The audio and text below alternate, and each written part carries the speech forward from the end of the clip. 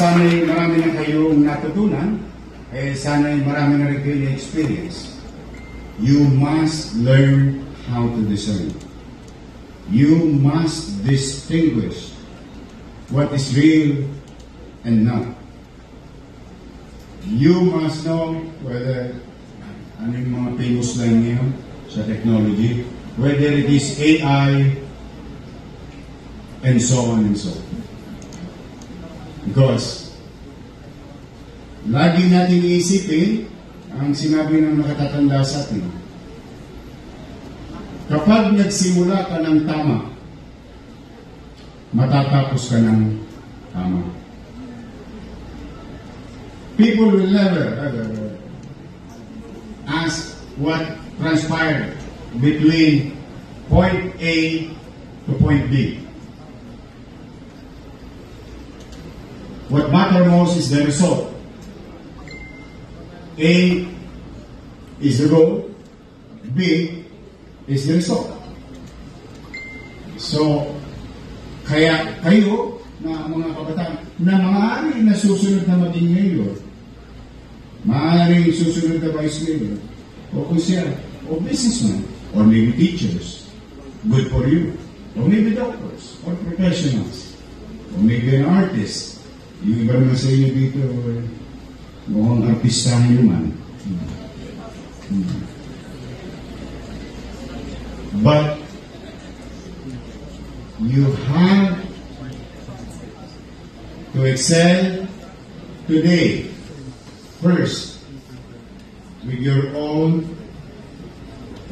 kanya-kanyang field of undertaking. If you're a president, you have an obligation to your organization and to your constituents. If you're part of an organization, you have an obligation to participate and cooperate with your organization. If you're a leader, you must do what you have to do and what you promise to your people. No matter what noise, no disregard it.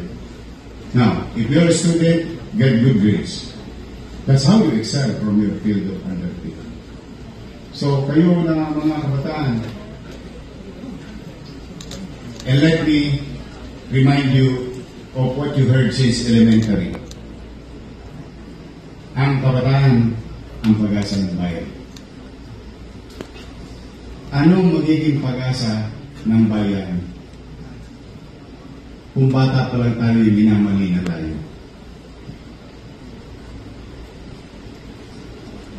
Kung bata pa lang tayo, inuuto na tayo. Kung bata pa lang tayo, pinalalabo na ang mata natin upang hindi natin makita ang tunay na sitwasyon.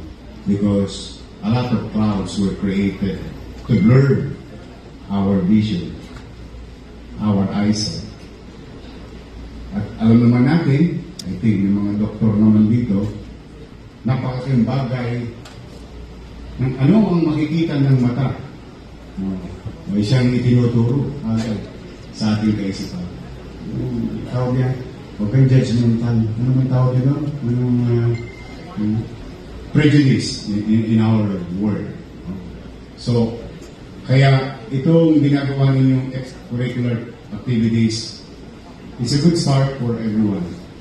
For every city for that matter, for any youth, you will participate. You will participate on all the things that is happening in our surroundings, in our community, in our country.